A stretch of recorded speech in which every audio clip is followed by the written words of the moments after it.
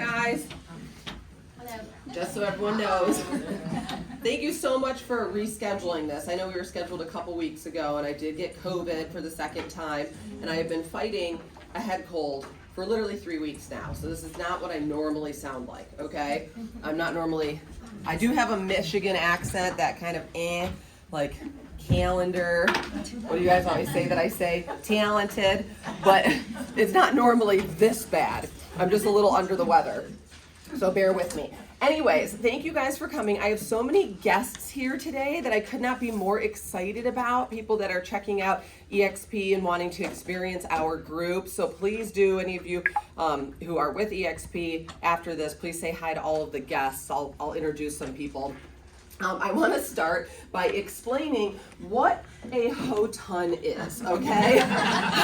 Some people got it. Other people were like, what the heck is this?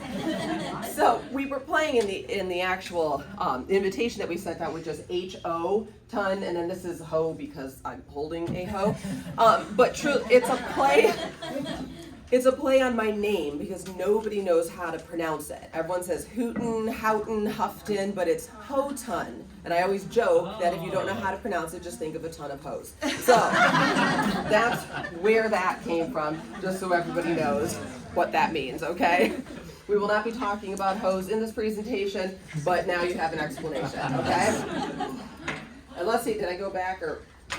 Okay, perfect. So what is farming? I think most of you in this room have some idea of what it means to farm. Farming is targeting a geographic area, but it can be something as large as an entire city or as small as maybe just a condo association, or even just a cluster or street that you want to target as far as reoccurring ads and getting reoccurring business out of. So really farms can be very large, they can be very small. I actually do have a funny story about farming. I used to be with Keller Williams, and it was like my first or second year. Chris Collier in the back room here was with me, and we went to, as he hides, don't worry, I won't call you to say anything.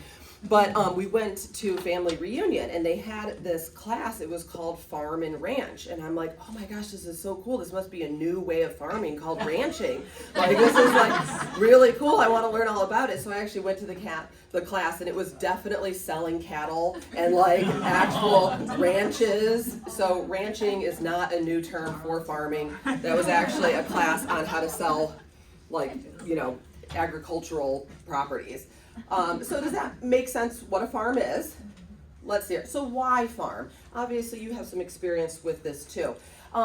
It does provide you with this predictable stream of clients and business once you get up and running. And we'll talk about that because that's one of the biggest challenges, is staying in it for the long game. But if you do that well, you not only are going to have this predictable stream of clients, but less variable sales process. What does that mean exactly? To us, at least on my team, that means that there is, without repeating this, less variables in the process. Basically, when our community, which we'll talk a little more about, is a condominium community. These units are very, very similar to one another in size, in style. They have the same types of issues. So as an example, if you have a plumber that does really good work with the type of properties that you're farming, you know that you can call on that plumber and he's going to understand any issue that you have. When it comes to staging, we actually started incorporating complimentary staging into our listings. What was great was that we could literally buy 5 living rooms, and those living room sets work in every single house in our farm because every single home has the exact same dimensions. So especially home inspections, you know what's going to come up on home inspection. You are familiar with the home, so you can get ahead of things.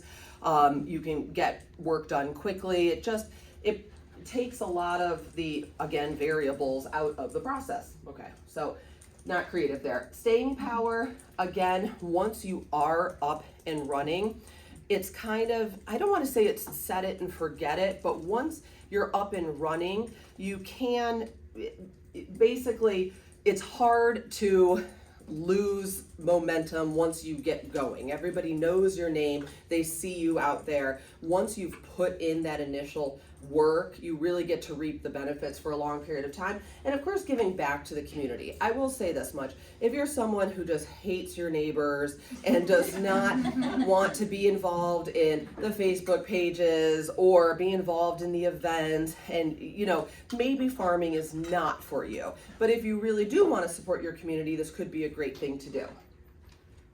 Okay, so here we made this slide as kind of the how not to choose your farm. So this is what others said. And actually, Lauren, you may or may not remember this. She and I were on a team very briefly together, and I wanted to start farming my community. And I was literally told by multiple people that my community was not a good community to farm, that I was wasting my time. Everyone told me you have to have at least 10% turnover in the neighborhood. You want to avoid any neighborhood that has an established agent already, and you really want to look for, maybe a certain price point because you can make more money selling more expensive homes. Sorry, I have to a sip. So, what we said to that is, well, turnover isn't everything. There's room enough for everyone. As we all know, there's more than enough business in this area for everyone. And to us, the scalability and the volume were most important, not necessarily chasing a certain price point. So, in our farm, let's take a look at this. The average turnover rate is only 6%. So, when I was talking to people about farming, they said, oh, that's really low. That's probably not going to work for you. Well, there's almost 3,500 homes in the community. So that means 206 homes on average list every year. So let's think about that. That's 206 listings. That's also 206 buy-sides. So that's 412 potential transactions in this one community. Average price point, let's be honest, it's not sexy. Everybody wants to see that $1 million, $700,000-$800,000. I get it. But the price point is what it is, and let's be honest, this is not a bad price point. We're just in an area where things happen to cost a lot of money. An agent there at the time had a 16% market share. So everyone told me, and actually I'm looking at Jimmy, one of my neighbors here in the back, everyone was like, you do not go up against the Tom team, like that's just gonna be a losing battle. Well, if we had listened to them, we would not have made $4 million so far in this one community. Wow. So this is we are on our 6th year of farming. So this is not a lot of time either. So in 6 years, we have sold 330 units in this one community. We've done $165 million in volume, and we have actually made over $4 million in GCI in 6 years in one community. Okay? So I'm glad we did not listen to everyone. Okay, here's a little bit about market share. So this, I think, is important because it kind of shows the ramp up period that it takes. I was surprised by this number, that 2016, this is the year I started in real estate in 2015, started the team in 2016. I'm actually shocked that we did 15 transactions that year. That is pretty impressive. But as you can see, you have a snowball effect. And every single year, of course, everyone had a really, really good 2021 and 2020. So yes, we did dip a little bit there. But you can see how the snowball effect is so great. It starts small, but then all of a sudden in just 4 years, we go from 15 transactions to almost 70 transactions in just one community. Again, it's that kind of staying power. Once you're getting that momentum, you can really achieve big numbers. One thing I will say that's been interesting for us is what you're seeing here is that our buyer business was really on a very positive upward trajectory here.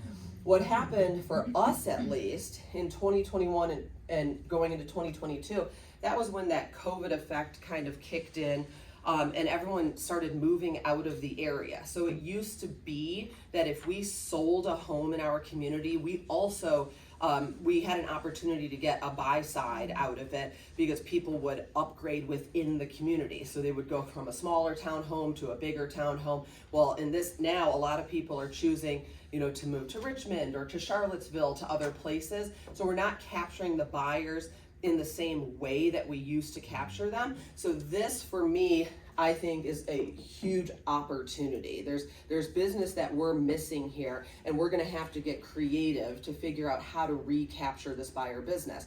So even having done this for all of these years and having achieved some pretty good success, it goes to show that you still have to continually look at things, and you still have to work at it, and you still have to improve over time. But as you can see here, listings killing it, 27% capture rate on listings. That means 1 in 3 homes in the community is sold by our team. I didn't put this up there, but that agent with the 16% market share sold 4 homes last year. What? Yes. And I don't want to say anything negative about that individual, but he was kind of coasting. He was just kind of coasting at that point. There really was no giving back to the community whatsoever. So it was very easy for us, despite what everyone said about there being an established agent, once we got in there and actually started showing value to the community, it just took off. So just remember, you all have something to give back to your community, whether there's already an agent there or not. Okay, so here's a few things that we have found to be important when it comes to farming. Now, these aren't things that are mandatory, again, but it is very helpful. So you do want to look for a neighborhood that has some sort of identity or has some resources that are already, or some infrastructure, so to speak. We joke that there are some communities that just do not want to be farmed. We actually tried moving into a community last year or the year before, and it was like the association and even kind of the civic associations within the community were almost fighting us on everything. So you do want to make sure that the community, or if there's a condo management company, that they are at least open to being farmed, okay? You do want to make sure that you're actually the expert, okay? So you really can't farm a community where you don't know everything about it, because you are expected to be the expert in that community. So I mean really everything, down to knowing who moved into what street when, and the gossip with kitchen fires, and you've got to be on top of things. You've got to be the expert. You're also going to need to know things about how the homes were constructed, what contractors do good work in the area, what decor works really well. Again, being the expert really means just that, knowing absolutely everything about that community. So again, if you're not passionate about a particular community, you don't really care to know everything about it, maybe pick a different community, or maybe farming's not the right path. But if you're very, very passionate about a certain area, maybe where you live, then this could be good for you. Because again, once you're the expert, you can be a resource, and then you have a value proposition. People come to me all the time, and they're not even selling. I get calls all the time from people. Is there any way you'd be willing to stop by and just look at some of the cabinets I'm thinking of putting in? Can I get your opinion on flooring? I'm thinking of going with this stain over that. I mean, I have at least probably 5 to 10 appointments a month that have nothing to do with selling homes, and just has to do with being of value or a resource to my community. But you know what happens? When that neighbor says, gosh, we're thinking about making a move, that person who I just did a design consultation with is going to say, oh, you've got to call Kay. So really, again, being that resource is so important. Let's see. Okay, so neighborhood identity. I think that was something we talked about a little bit here, and what does that mean? I mean, I talked about it a little bit just now, but it does make life a little bit easier, or it makes that kind of penetration of the community easier if there is what we call like an infrastructure already in place. Now, to be honest, if there's not an infrastructure, actually let me flip to the next one. we actually have something in here about filling those holes. So luckily in my community, there was already the Fairlington Appreciation Facebook page.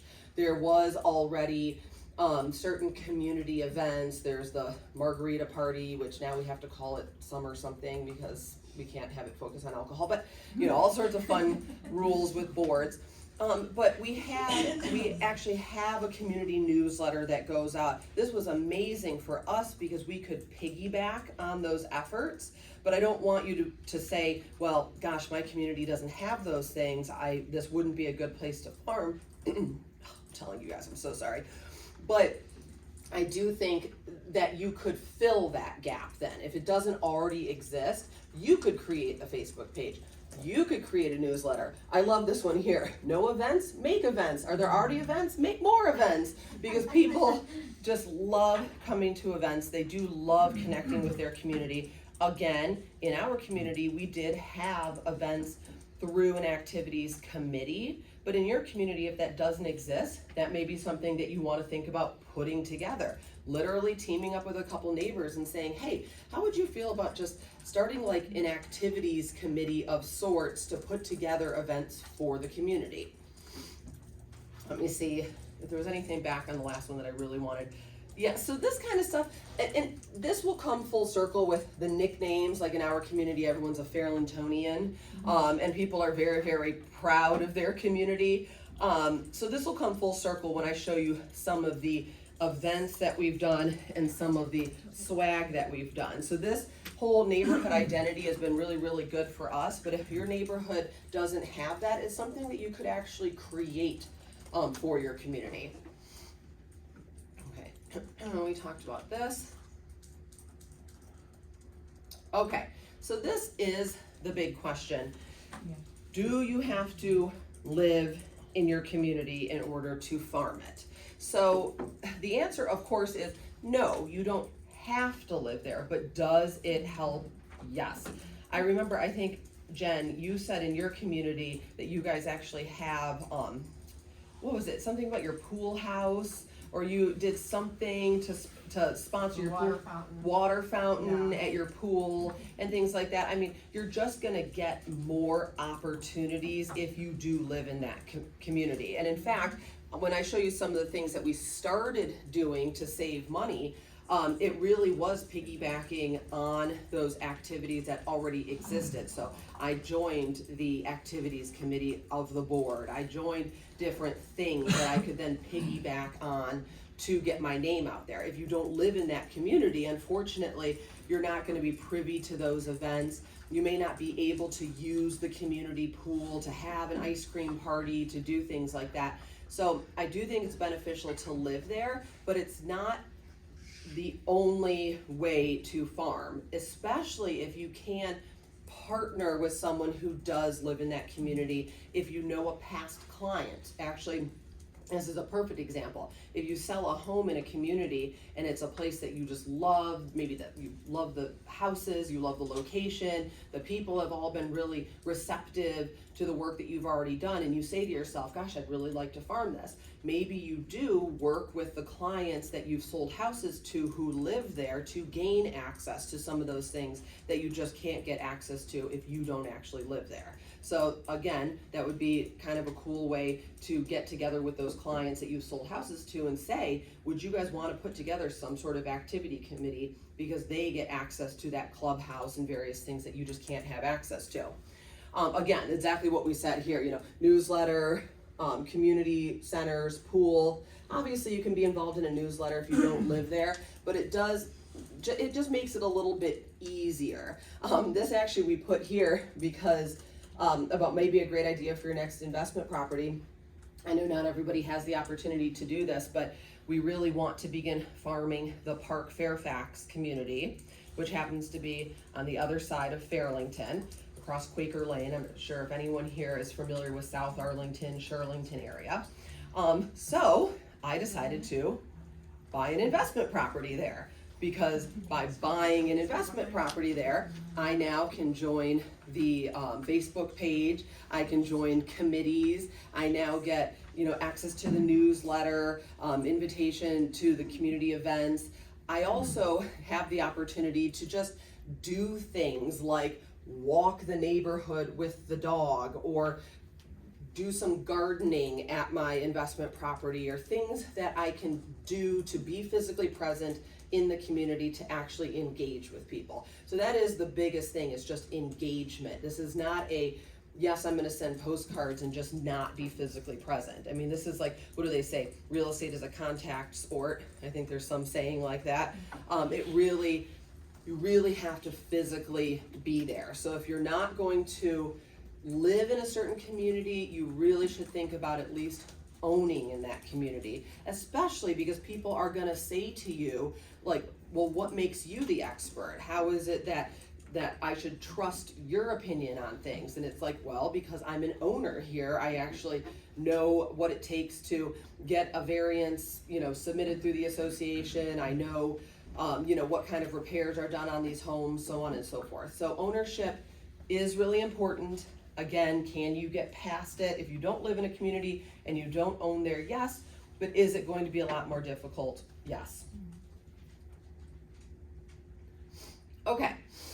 Oh, sniffles. Okay, so these are not the most flattering pictures, but I wanted to show you guys kind of how we started. So we've talked about the benefits of farming. I think everyone can see the benefit in building momentum, word of mouth advertising, consistency in the sales process, like we talked about, less variables, but farming can be expensive, okay? That is usually the number one reason why people don't stick with farming. You have to be consistent and you do have to spend money.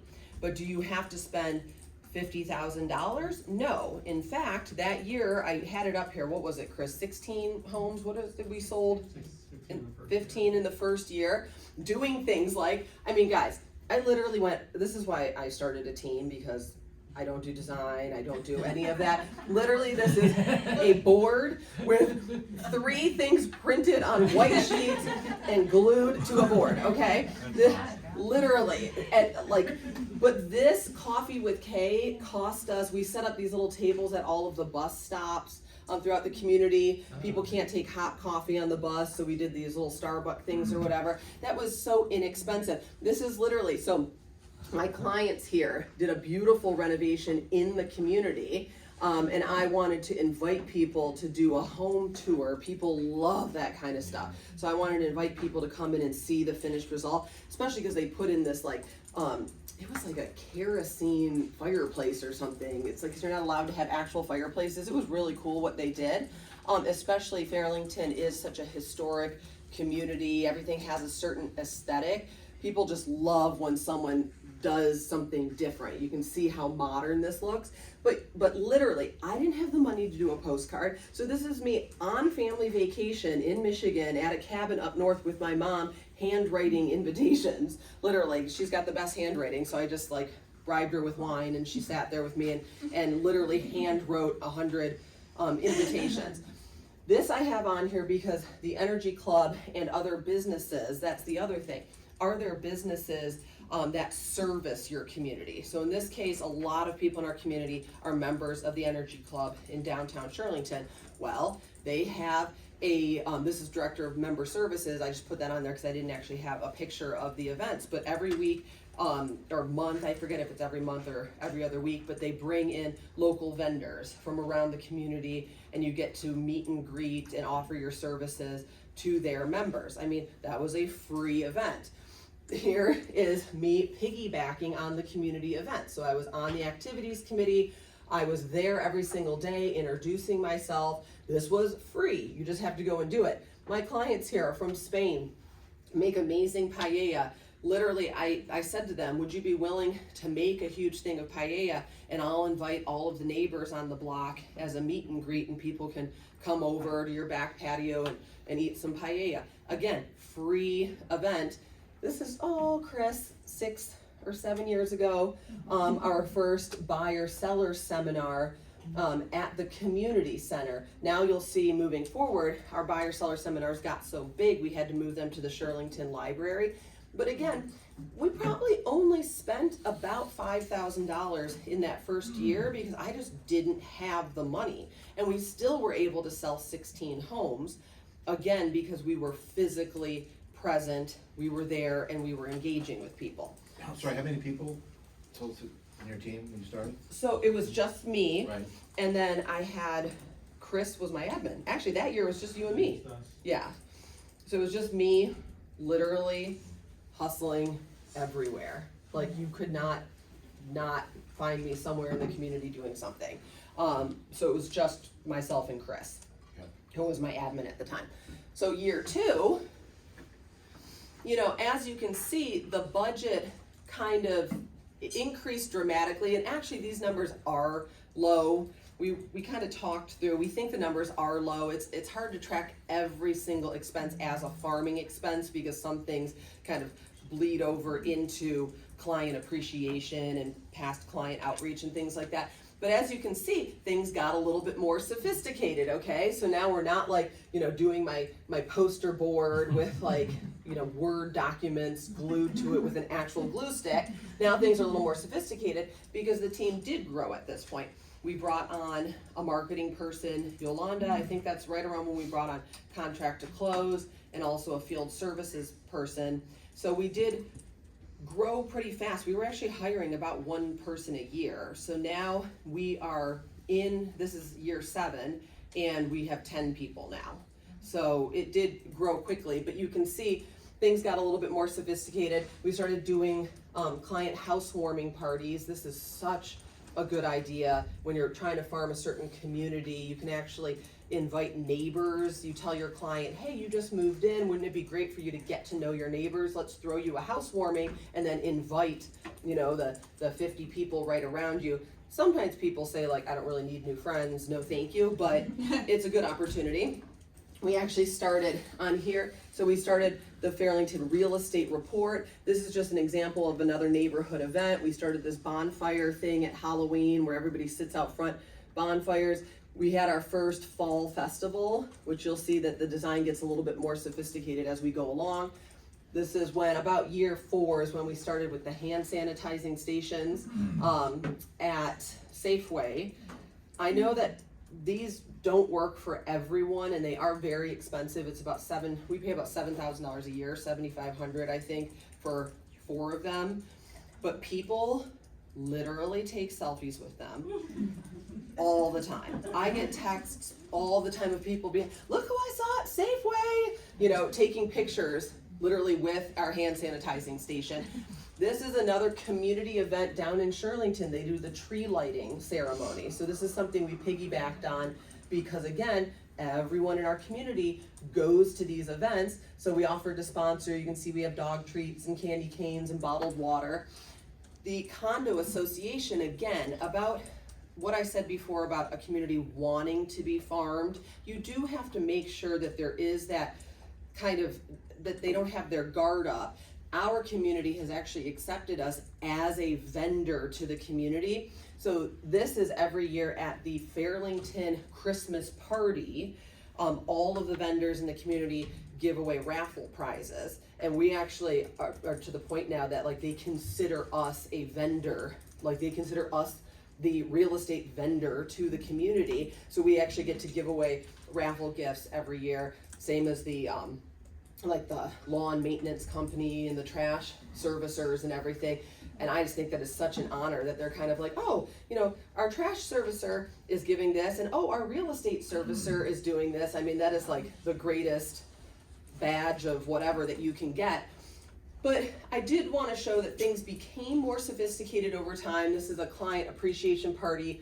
Again, so it's hard to budget because was this farming? Was this client appreciation? Well, we invited all of our Arlington clients, and we did this in Shirlington, so it kind of doubles as both. But certainly the expenses grow over time. Now, did you guys see that video that Dan Beer did? Any of you that are in the fast forward movement, and those of you who aren't, this is one of those selling points about the resources we get. Dan Beer was literally in Ecuador, hiking a mountain, I think, took time out of his day to do a video about marketing budgets. And he said, your marketing budget should be unlimited. And, you know, and that's kind of hard to think about. What do you mean unlimited? Why is it a budget if it's unlimited? Well, you have to look at it as far as return on investment is concerned. If you're putting in 5,000 and you're getting 80,000 back, put in 5,000 more. If you keep getting money back out of it, put in more. So sure, these numbers grew, but they grew because we were getting more business. So again, go to today, and these numbers really are low. I would say our budget for this year 7 is probably going to be somewhere in that $50,000 to $55,000 range, which of course sounds crazy, but we sold. I'd have to go back to the number. Here. Oh, here we go. Thank you. But we did, 64 transactions. So 64 transactions times an average, of $14,000 commission is a lot of money. So you're getting a pretty big return on investment. In fact, what is that? Will you do that number for me? Do 14,000 times 64. Let's just see what the actual return on investment is for that. Let's call it $40,000 that we spent in year 6. 896,000. Okay, please tell me you did that on a calculator. Oh, right. Wait, what was it? So it was what, 800 and some thousand? Almost just say 900. So $900,000 we got out of that. Like I said, it's maybe a little low. Let's call it 45,000 that we spent. It's like, that's a pretty darn good return on investment. I'll spend $50,000 all day long to get 900,000 back out of it. As you can see, things have become more sophisticated. With apps now, the Fall Festival has taken on a life of its own. This thing is crazy. I think this last year, we now have about 750, 800 people that attend every year. It literally started as like this small event where we probably had like 80 people come, and now we have 750 or something along those lines. It's absolutely crazy. Scoops for You, fun ice cream event. We actually are now the official sponsor of the Fairlington Farmers Market. That is super awesome. We have hand sanitizing stations up all over. We give away free bottles of water throughout, and then they actually promote us too on their page. It does cost, I think, but it's what, a couple $1,000s? And then we get all of this advertising on their page. We did also create, here's something about filling those gaps. Yes, our community did have a Fairlington Appreciation, they call it the Fairlington Appreciation Facebook page, but you know what they didn't have is a real estate specific page. We actually started a real estate page. We now have almost 2,000 members, and we get a ton of business from that page, because when people are Googling things and doing their research, especially about a certain community, they're gonna come across this Fairlington real estate page.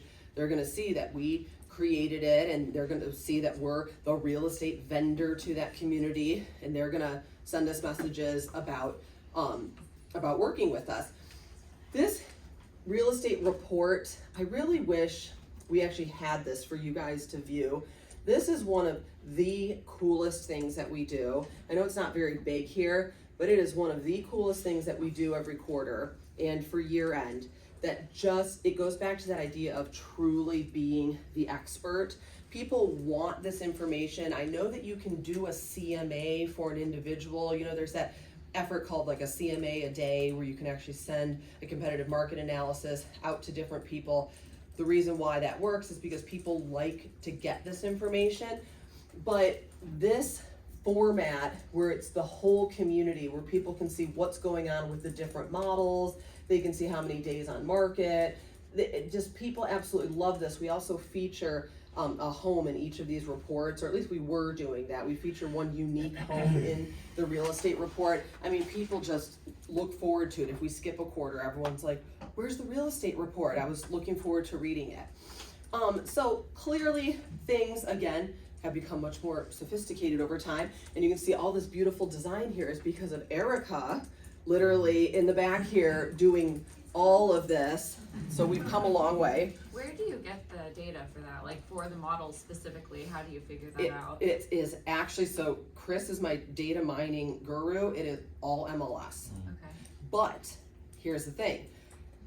This is why being a neighborhood expert is so important, because a lot of times the tax record doesn't have the model in it, but we know that 1,386 square feet is a Clarendon 2. We know that 1,426 square feet is this model. So we can pull that data together that people just don't have access to otherwise. Because the tax records aren't great and they don't have model names on them. I added a QR code for people to look at it if you want. Oh, you did? Oh, perfect. Yes. Oh my God. This is why finding good people is so important, guys. Like, I'm just the goofy, like, mascot of the team. The real talent is these guys who are here today. Like, no joke. They're so talented. Talented. But Fairlington calendar, okay, this is something, we had extras. I'm sure all of you are so excited to have your very own Fairlington calendar, but we did have extras, but this is something now that has just become like everybody's, like, you know, where's the calendar? Can I get 2 or 3? Yes. Can you enlarge that QR? We're not showing people the thank yous. Already doing it. Perfect. Yeah, I'll let everyone scan that first. Wow. Oh, Sybil, what time is it? Oh my gosh, I'm so good on time. Look at me go. Okay, I'll let you guys. And again, like, our buyer seminars have become so much more sophisticated. Now we had to move them to the Shirlington Library. You know, like, we have things like QR codes and, you know, all sorts of stuff. We were doing seminars in the beginning. It just, you don't have to spend as much money as we're spending now in the beginning, but it does grow over time. Did everyone get this? We can put it back up at the end. I see a couple more people scanning. I can pop it on the last page. Okay. Ooh. So this is another thing that's, it's hard to monetize only because this bridges 2 different audiences. So not only do our summer fun packs go out to our past clients every year, but they do go to our farm as well. I am telling you, every single year, it's sunglasses, beach ball, and some sort of additional item.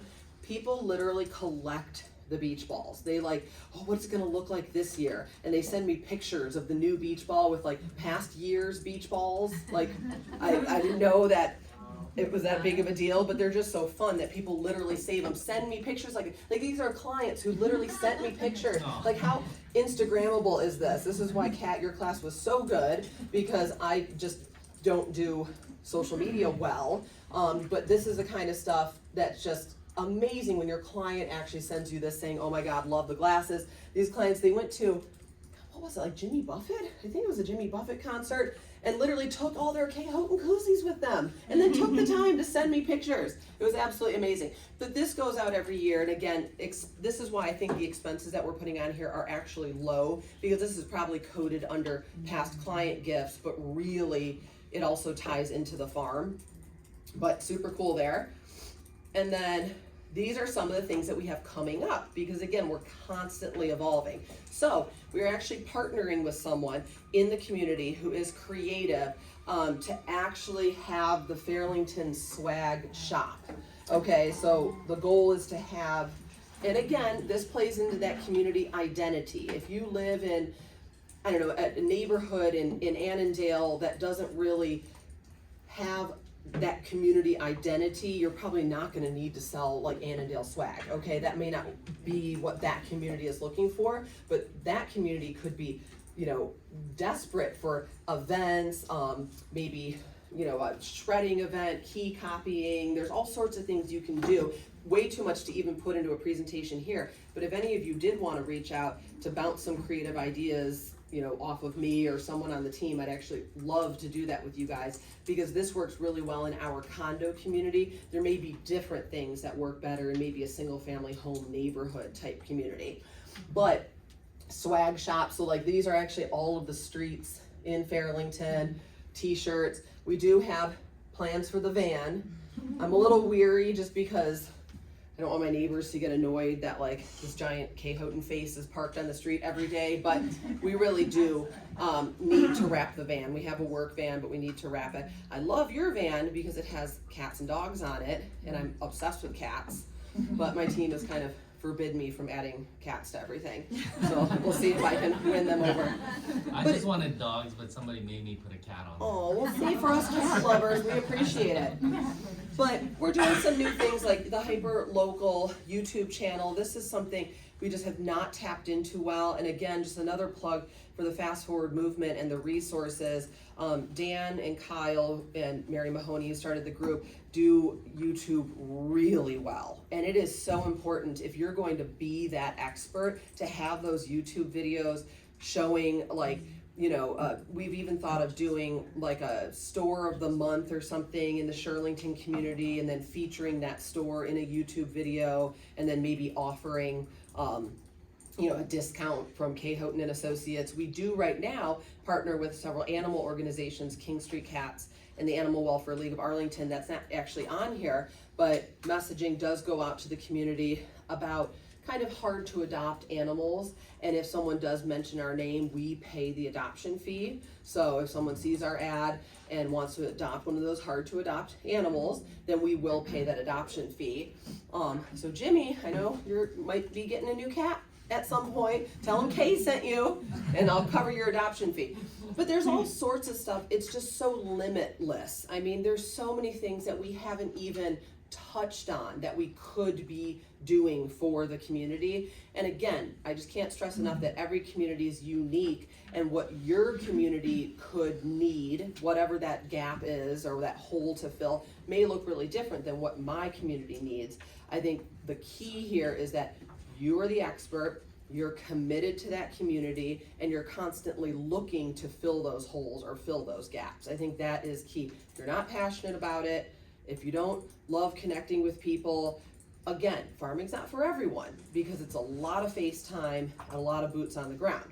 But if you do like those things, then it can be a wonderful way to actually sell a ton of homes. Okay, let me see. Is there anything else on here? Yay! So I'm actually really impressed with myself, because I usually go way over on time, and this does leave a lot of time for questions. That one at the bottom right is the. Oh, this one is for following us. This one is for the reports, Yep. just so people can see that. I know there's so much, to be perfectly honest, there's so much that's not even in here. I was driving my staff nuts in these past few days. Erica literally got snippy and was like, I have to redo the whole page now, because I kept adding things. Well, what about that? What about this? You know, like I said with the animal stuff, I didn't even add that to this presentation, just because, again, if you're passionate about it, you're gonna be constantly coming up with ways to give back to your community. And as long as you're creative and you've got buy-in and you've got a small budget to start with, this can really take off. Questions? Okay, well, let's see. You're first, Jen. I have And you. so many questions, so And you. I will try to be really short. This was amazing. You were such a great resource to us. Thank you. And glad I you might have guys- missed it. How often are you actually physically mailing the 35 homes? Actually, that is such Or a are you great not? question. That is such a great question. So in the beginning, so obviously didn't have the money to do mailings in the beginning. Then as we got more money, we started doing mailings. We realized that, you know, postcards alone just don't really have the return on investment that we were looking for. So now the only time we mail to the whole 3,500 homes, because it costs us about $1,800. Is everyone familiar with EDDM, Everyday Direct Mail? So in our community, unfortunately, we can't use EDDM because the boundary lines for EDDM is basically where you tell, for those who don't know, you tell the post office, I just want everybody in this mail line, like that mail carrier has his certain route.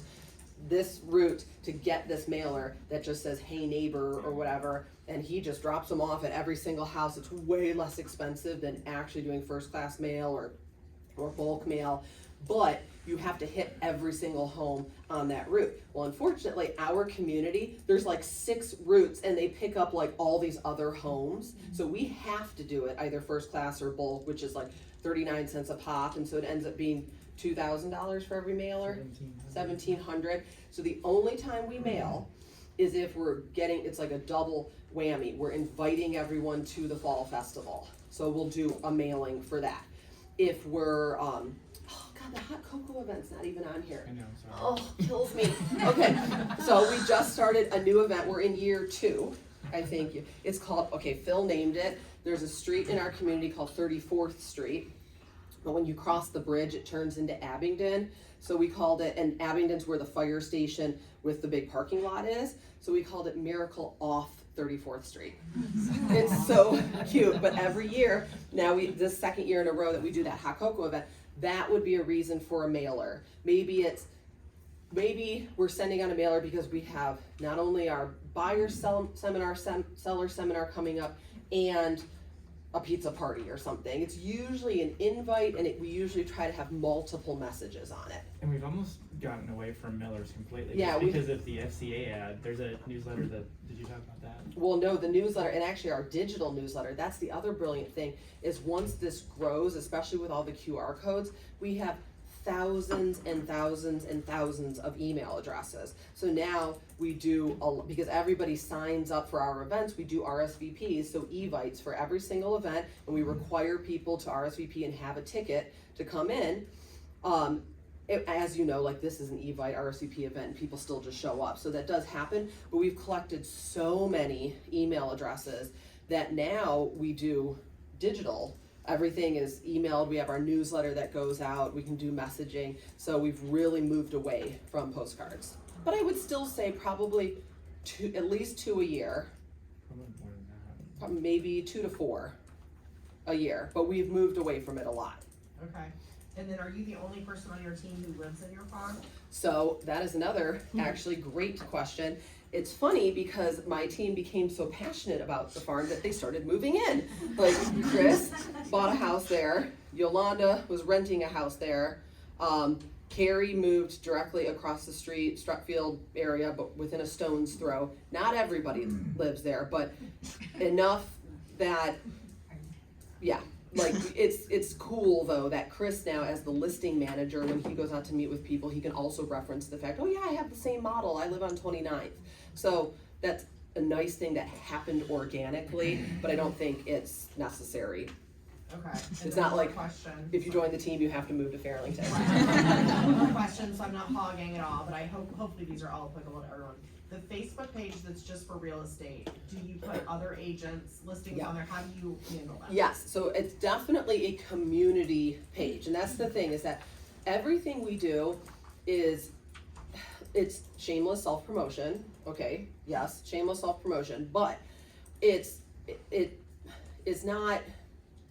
supposed, we give back, everything we do, we're looking at it from the lens of giving back to the community, not advertising ourselves. So as an example, at these events, I know this isn't the question you asked, but at the Hot Cocoa event, at the Fall Festival, we don't do anything related to real estate. There's no like real estate stuff out, there's no anything. It is strictly sponsored by Kay Houghton and Associates. We have little goodie bags that they leave with that say Kay Houghton and Associates, but this is not a real estate event. We are not trying to sell ourselves. Same thing with that Facebook page. It is a resource for people to find homes, to find tenants. So we have people all the time who go on there and post, you know, I'm listing my place for rent, I'm looking for a tenant. Have we potentially maybe lost that person as a client because they're not calling us to list their home? Maybe, but do they see that a resource we created is valuable, and when they actually go to sell that home, are they gonna call us? Yes. So other agents are allowed to post on there, other agents can join. I actually co-created it with a contractor, Bob DeLong, who does a lot of work in the neighborhood. So every week he posts one of his projects that he's done, showing like a cool kitchen or something like that. We have other contractors, he feels the same way, other contractors who have joined, they can talk about their services. It's just real estate related. But it's definitely an open forum. Of course, I'm the admin and have that little lead contributor tag. You know how they're giving little tags now on Facebook for either like, I don't know, one has like a cup of coffee. You get these little tags if you do a lot of posting. So the key there is to be engaged. So of course, I'm responding, and my team now, that's the other thing that's great, is everyone, the team of 10, everybody is also on that page. So as soon as someone says like, hey, you know, I came across this page, this is great, I'd love to move into the community, it's blah, blah, blah, blah, you know, we can help, or constantly just responding to things. So you are very, very present on that page, and it's clear that it's your page, but it is an open forum. Okay. So I had a couple questions too. Do you do door knocking in your farm? So that actually is another great question. So in the beginning, especially because I wasn't as well known, when I was going back to those like events where someone does a cool house and then we invite everyone to tour the home, we actually were putting little like door hangers on every door to invite people. You know, every community is different. Our community gets a little like, I don't know, they don't seem to love it when you put something in their mailbox or knock on their door. So we don't do as much of that now. I know that people find door knocking to be very effective just because it gets your name out there. But now with everything being digital, social media, if we are doing a house tour, there's so much that we can do to target people with Facebook advertising and various things. Actually, your Facebook presentation the other day was like, just, oh my God, so many ideas that we find that we're capturing people other ways, and they just get a little annoyed with us actual knocking. But I don't want to discourage people from doing that, because it is a great way to introduce yourself to the community, but we just do it a little differently. You answered my question, but thank you for a great presentation. Oh, yay, okay. So I have another question about Oh, your seminars. sorry. Okay, she's done, and then I'll get to you, Colette. About your seminars, how do you advertise them to get such a great turnout? Well, and this is actually something that we discovered again with social media, digital advertising. We used to mail out to the community. So like I said, we will still, if we have seminars coming up and other events, we may do a postcard. But now what you can do with targeting people through Instagram, Facebook, we do almost everything. I even asked, we're doing a seminar, what is it, March 17th or something? I can't remember what our next. The buyer wants the February 27th. Oh, Feb 27th? 22nd. So it was not even close. But February 27th. So I even asked everyone, should we do a mailer? And they all vetoed me. They're like, no, it's a lot of money spent, and we get a better response targeting people, Facebook, Instagram, using our mailing lists, email lists that we already have. We just get a better response that way. Through the Facebook pages, we post it on all of those pages. Than we do actually mailing. Okay, Colette. So the area that I wanna farm is the area I wanna move into. Yeah. So if I wanted to create a Facebook page for that group, do you think that a condo association would let me get everyone's emails and email them saying, Yeah, hey? everyone's like, well, because they don't even have emails. That's the whole thing. Like, the association doesn't have that information.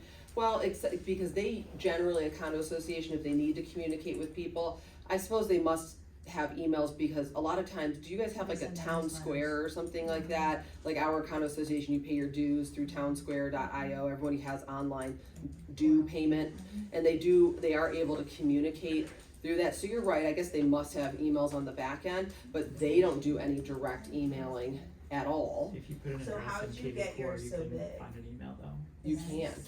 Okay, wait, what did you just say though? So listen to this. So if you put in a lead in KV Core, we're not even using KV Core, so we're still demoing it. You can put in a lead and it will try to find who lives there and pull in all this reverse prospecting information, including email, phone number. It will tell you if they're on the do not call list. I'm not saying you should mass email anyone at all. But Because that's the other thing, you have to be very careful with email. People have to opt in to your email. So that's the whole thing. You cannot just blanket. Erica is always getting on to me about this. I'm like, why can't we just look up emails and start sending stuff? She's like, they have to opt in. There are some rules around things, the same way with like do not call. Okay. And you have to have some sort of opt out on an email blast. That's really important. That's the new rule with like spam mail and stuff. You're emailing out, you have to have a way for them with one click to unsubscribe. So there are some rules that you come across when you're doing mass mailings. But do I think you could create a Facebook page for that community, and then get people to start using it, and then maybe host an event that you post on the Facebook page, have an Evite set up where people have to RSVP to it with an email and start building your list? Absolutely. So and I think there wouldn't be any issue with you creating the actual Facebook page.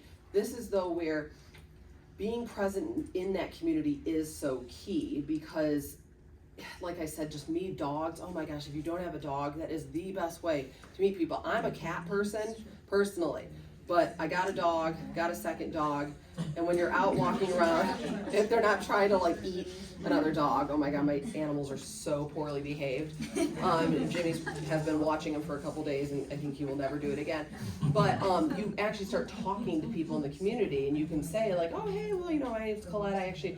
I'm moving into the community, you know, just blanket statement because one day you want to. And I created this Facebook page, like let other people know. A lot of it is just word of mouth, boots on the ground, interacting with people. But it tends to snowball pretty quickly when you start doing some of these things. Okay, thank you. I have a listing coming up in the neighborhood I wanna start to farm. It's in May, so what would you suggest? I've never farmed it before. I live in the community and I'm part of the community, but. So does it have an association, like a condo association and everything? Yep. Do you have any sort, do they have a community Facebook page, anything don't. like that? I was just Next door. I was just gonna say, this might be a great opportunity to say, hey guys, I'm creating a Facebook page for the community. You know, I really wanna tell you guys about my new listing that's coming up, but this could be a great way for us to start communicating in general. I would absolutely do like a Friday night wine and cheese party. Yep. Preview for the neighborhood. Yeah. I would Would invite. you mail that? Like, cause I understand the emails, right? Yeah. But would you mail that out? So, like I said in the beginning, we Yeah. did do mailers Got it. because we did door tags. We Yep. actually went around and did door tags. You could do a mailer and door tags. I'll knock. It's all just about what resources you have available Yep. financially. But yes, those are the kind of things, like literally that's how I started my business. My second listing was one of those cool ones that was actually, I think it was might have been my first listing in the community. This handyman had flipped. I had been renting before and he was the handyman for my landlord. So I knew him, and then he flipped this house randomly and called me up and was like, are you working in real estate now? It was just serendipitous. But I didn't actually do mailings, but we did door tags and door knocking. And then on the actual neighborhood Facebook page, that's why creating that neighborhood page is so important, because it just gets messaging out there. I mean, we had, people think that stuff is so cool. I don't know if this house has any cool design element to it. It's got a great backyard. So It looks into it. So if it has some kind of hook, it can't Yep. be like a total dud. No, You're like, no, come this see is- it, you know. There's 800 homes in my community and Yeah. 7 have this backyard. Yeah. So like, hey, have you never seen one of these backyards? This is your opportunity to see it. There's got to be some sort of hook. Yeah. But like that first one that I did, I honestly think we had 70 people Wow. come to it, just because they were like, oh my god, I want to see this new home, because they tell their neighbors and they tell their friends. So I mean, that is the perfect opportunity. You need that first listing to kind of break into this, but start creating, you know, and then maybe you do have an RSVP to it, like, hey guys, just so I can plan for the wine. You know, you always do it under the guise of like, hey, just so I can make sure there's enough wine and cheese, do you mind RSVPing? And then start your email list. Got it. You know, start collecting email lists, and it does just take time. We didn't start with, 3,000 email addresses in our community. Yeah. It takes time, but that's literally how you do it. Is I would do boots on the ground. If it's only 800 homes, do a mailer, because Yep. that's only $400. Yep. Do the door knocking. See if you can do some sort of RSVP to collect, and then idea here. This is the perfect opportunity to create a custom audience and to do custom targeting. Yes. I'm telling you, this blows my mind. I still don't quite get how it's done, but we're gonna tap into you as a resource. March 1st, right? Yeah, March 1st. But so this is a perfect example to augment with your digital. So whether you're title company or skip tracing and you do get those emails, you can then take those and create a custom audience in your Facebook business page, and then you can do ads that are announcing your new Facebook group that are just going to those people. So Facebook will go try to find them based on their emails and phone numbers. They're gonna get a very specific message, so it's a limited, it's not a big spend. But that would be a way to use that tool to complement, to grow your Facebook, So this group is or kind of page. what Phil was talking about, where KV Core does it, but what you're talking about, I know, is it Stewart Title? They offer Well, he's at Pruitt now. but Pruitt, yeah. okay, so, but, Wade. oh, he did go to Pruitt, oh my god, I love Pruitt. One day, Our yeah. Sarah Anderson's there too, and I love her. So now Wade at Pruitt, a lot of these title companies can do just what he described, where they take physical addresses and then their systems try to pull, like reverse prospecting information, so you get the emails. Now, you're not email blasting out to them, you're using those emails, you're uploading them to Facebook to create a targeted audience, and then getting Facebook messaging out to all of these people. Again, I clearly don't know how to do it. I don't either. Talk to her, but really, there's ways to reach these people that are less expensive than mailing, although a community like yours, Yeah. it's much more affordable. For us, 3,500 homes, it's a lot. Yeah. Even though you do have to do it, there's so many ways to reach people, and it builds over time. If this party that you do, you have 10 people show up, great. Next time, those 10 people will tell 10 people. Maybe next time you do like a margarita party in your own backyard and invite everyone over. We're gonna be doing, I have this big green space next to my house, and one of my goals is to do just a brats and beer keg party, and just invite everyone in the community to stop by, grab a brat, grab a beer, and just mingle with one another. People love going to stuff, so the more events you create, the more people who come, the more email addresses you get, and it just builds over time. Thank you. But definitely wine and cheese party in that backyard. Yes. This was lovely. Yay! Even just sniffles, I really need to blow my nose. I'm so snotty. I don't know if Vic wants to say Oh, anything. no, I was just gonna say, thank you Yeah. so much for this, Kay, this has been amazing, and, Awesome. yeah, let's give her a round of Yeah. applause. Frank McDonald, right, with 360-degree inspection, has, lunch, you wanna come up and? Yes, Frank is the bomb. In fact, he was so much the bomb that my buyer's agent decided to snag him for her boyfriend. Literally, how romantic! What It was a like cute, 5 years. but what a cute story. They literally worked together for 5 years, and we all thought they would be perfect for each other, and we were all kind of like, hey, you should ask her out. And then one day they both realized, oh my god, we're perfect for each other. And then, yeah, it took 5 Almost years. 6 months, yeah, 5 years, give or take. But it's such a cute, I feel like it could be a lifetime movie. I hope so, it is. So guys, I've been doing home inspections for about 6 years. Just opened the company up last year, 2 years in business now. We do radon, termite, home inspections, walk and talks, whatever you guys need. If you guys call me, you'll get me directly. I'll be able to do the home inspection, schedule everything for you guys, take care of it on my end. You don't have a big company, you don't have multiple people, you get what you get, which is me.